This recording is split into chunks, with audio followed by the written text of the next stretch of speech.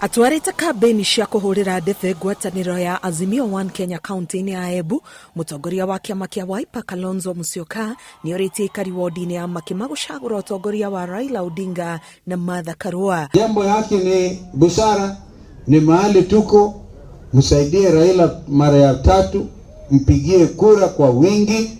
Na ndio mimi nikasema Raila, ngoja tuchukue dada yetu pia naye Martha Karua, I have no problem.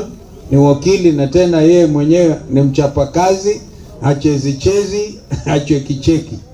Wagi wa taito gucanio cia migunda na guthuka kwa mabarabara ni mamwe ma maundu maria aikari makaite nimo, atongoria makiranira gukamakinyaniria thirikari njeru yombo. Lakini shida yetu kubwa zaidi, Your Excellency, ni issue ya umilikaji wa shamba.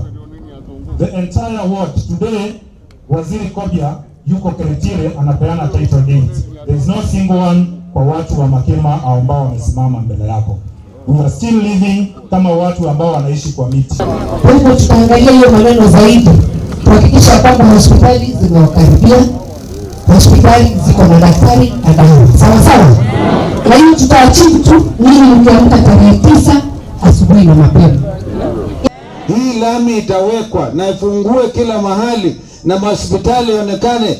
Kuanzia Januari mwaka ujao watoto wenu watasoma bila kulipa karo. Hiyo tunasema. Thiko-ini igana rimwe cia mbere utongoria-ini wa Azimio One Kenya magikahota githurano-ini, atongoria aya ni matitirithitie ati ugaruruku ni ukambiriria kuoneka honge-ini itiganite.